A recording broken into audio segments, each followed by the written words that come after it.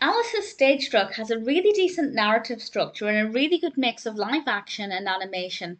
Now, I will say, unfortunately, the copies that are floating around on the internet, and presumably the only copies in existence that people are aware of, the live action is not the sharpest, the quality is not the best. So I'm really hoping that one day somebody will unearth a copy that's a little bit more pristine, but it's enough that you can see what's going on. But I would like to see things a little bit clearer. But nevertheless, you can still tell what's going on. And this was released in 1925, given, of course, the quality of the copy, almost 100 years old, and directed by Walt Disney.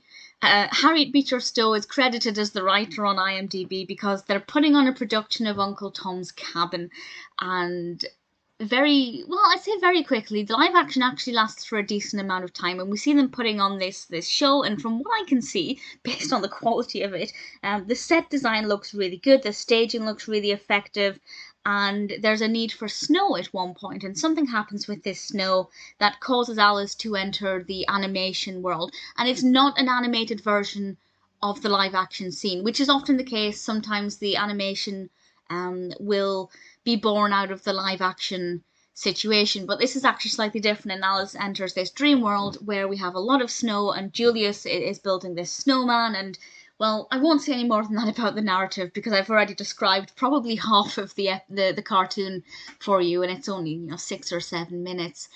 It is quite disconnected. It's unusual for the live action and animation to be quite separate, but they're not that separate. They do there are bits of them that tie together. But by that I mean, for example, if Alice was at a train station, the animation would then switch to an animated train station. So it's quite different, but it works. I think it works quite well. The animation scenes are a lot clearer. The quality is much better. It survived a lot more, and the close-ups in the live action are quite clear. It's more of the wider shots, which is such a shame because that's where a lot of the detail is. But the animation is quite good fun, and I feel like Julius definitely is more prominent in those, but the live action animation blend does work quite well. This is a Margie Gay Alice cartoon. I don't think I mentioned that. And she does a great job as always. I think Virginia Davis will always be my favourite, but I think that's because she's the inaugural and it's what I was used to with Alice. I think all of the Alice actors are very well selected and very good, and they all interact with the animation scenes very well, which I imagine is not the easiest thing to do.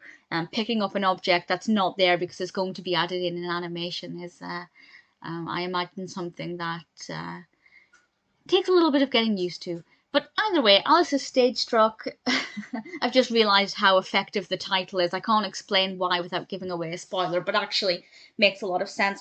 Yeah, it's definitely worth watching, but bear in mind that the copies, or well, I guess copy that's in existence is not the greatest quality.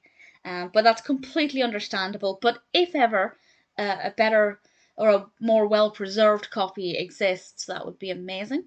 But for now, I'd say it's a pretty well structured narrative, a good blend of live action and animation. Definitely not too bad at all.